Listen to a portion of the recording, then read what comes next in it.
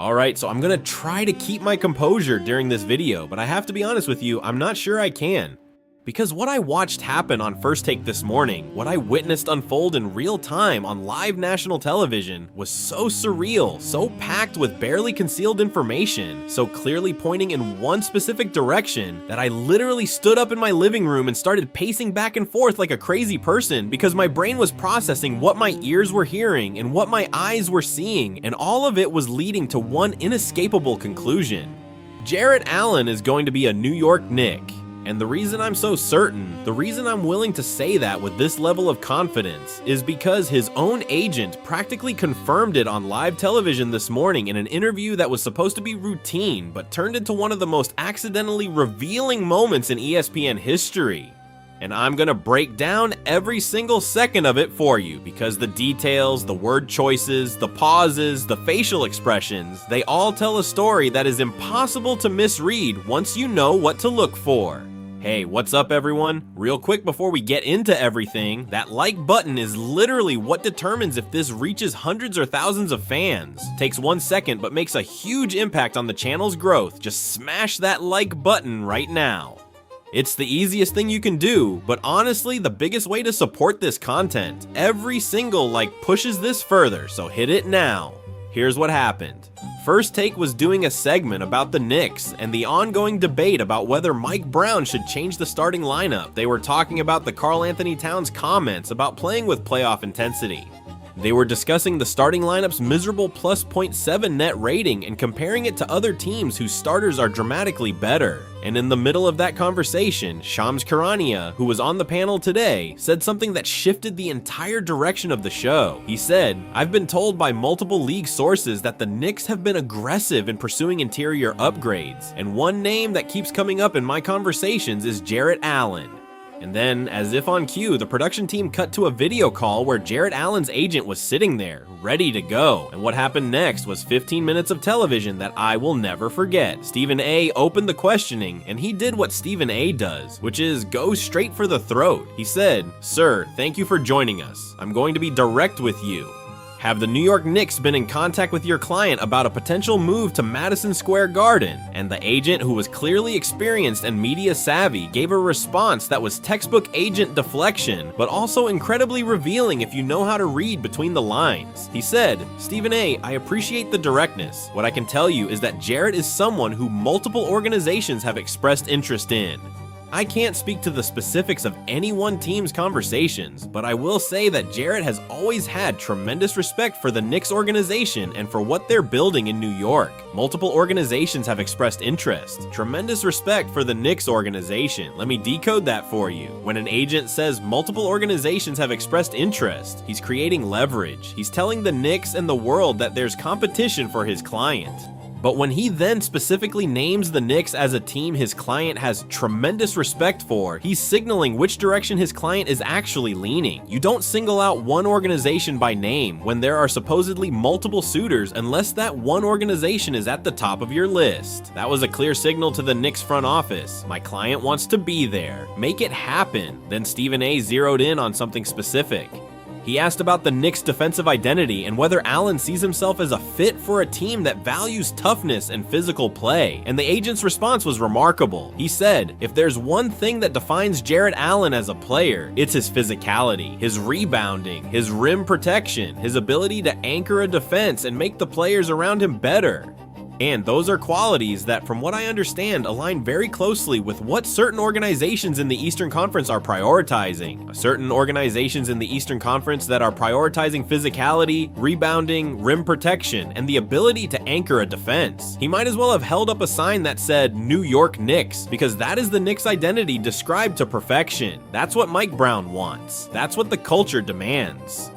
That's what Karl-Anthony Towns was literally just talking about publicly. The agent didn't say Western Conference teams. He didn't say organizations across the league. He said certain organizations in the Eastern Conference. And the only team in the Eastern Conference that has been publicly, aggressively, and desperately seeking exactly the player profile he just described is the New York Knicks. Shams then asked a question that I think was designed to extract timeline information without being too direct about it. He said, "In situations like this, where a player's future is uncertain, how important is it for clarity to come before the postseason begins?" And the agent said something that made me grab my phone and immediately text 3 of my friends. He said, "Timing is everything in this league." And I think everyone involved understands that for a move to have maximum impact, it needs to happen with enough time for the player to get acclimated to his new team, learn the system, build chemistry with his new teammates. Ideally, that happens before the pressure of the postseason begins, not during it. Before the postseason begins, not during it. The NBA playoffs start in less than 2 weeks. If the agent is saying a deal needs to happen before the postseason for it to have maximum impact, he's talking about a deal happening in the next week, maybe sooner. That is not off-season language. That is right now language. That is, we're trying to get this done immediately language. And the fact that he volunteered that information, the fact that nobody asked him specifically about the timing being pre-playoff versus off-season, tells me that a pre-playoff move is exactly what they're working toward. Now, here's the moment that I think was the most telling of the entire interview. Stephen A., who is never afraid to push boundaries, asked the agent a question that was almost comically direct. He said, "Let me paint a picture for you. Jarrett Allen in the starting lineup for the New York Knicks. Brunson running the pick and roll with Allen. Towns on the floor as a spacing big. OG Anunoby locking up on the wing. Mitchell Robinson coming off the bench to bring that same energy. Does that picture appeal to your client?" And the agent did 3 things in rapid succession that told me everything. First, he broke eye contact with the camera and looked down, which is what people do when they're trying not to reveal emotion. Second, he took a deep breath, which is what people do when they're composing themselves before giving a measured response. And third, he smiled. Not a polite, professional smile. A genuine, can't-help-it smile. The kind of smile that breaks through your composure because your brain is reacting to a scenario that genuinely excites you. And then he said, "I think any player in the NBA would be excited by that scenario. That's a championship-level roster. Any player would be excited." Championship level roster. That was not a deflection. That was a confirmation wrapped in diplomacy. He's telling us his client is excited about exactly that picture. He's telling us that Allen in a Knicks uniform alongside Brunson and Towns is something that has been discussed and something that appeals to everyone involved. Let me add my basketball analysis here because the fit is so perfect, it's almost unfair. The Knicks' biggest issues all season have been related to their starting lineup's defensive inconsistency, their rebounding, and their lack of a true rim protector who can anchor the defense while Towns operates more as a stretch 5 on offense. Mitchell Robinson has shown flashes of being that guy, but his availability has been inconsistent. Jarrett Allen solves every single one of those problems. He's one of the best rebounders in the NBA. He's an elite rim protector who alters shots and deters drives. He sets devastating screens that would make Brunson's pick and roll game even more unstoppable. And he doesn't need the ball to be effective, which means the offense can still flow through Brunson and Towns while Allen does all the dirty work that wins championships. Think about the Brunson-Allen pick and roll specifically. Brunson is one of the best pick and roll guards in the NBA. He reads the defense instantly, makes the right decision every time, and can finish at the rim or pull up from mid-range with equal effectiveness. Now give him a screener like Allen, who sets concrete screens, who rolls hard to the basket every single time, who catches lobs, who finishes through contact, who demands defensive attention at the rim. That pick and roll combination would be absolutely lethal. Defenses would have to choose between staying home on Allen and giving Brunson a free path to the basket, or helping on Brunson and leaving Allen wide open for an easy finish at the rim, and neither option is acceptable. It's the kind of offensive action that coaches draw up in their dreams. Simple, efficient, unstoppable. And on the defensive end, adding Allen to a team that already has OG Anunoby and Mitchell Robinson creates a defensive rotation that is terrifying. You've got Allen protecting the rim in the starting lineup, deterring drives and blocking shots. You've got OG on the perimeter locking up the opposing team's best wing scorer. And then when the bench comes in, Mitchell Robinson provides the same rim protection that Allen does, but with even more offensive rebounding tenacity. The Knicks would never have a moment during the game where they don't have elite rim protection on the floor.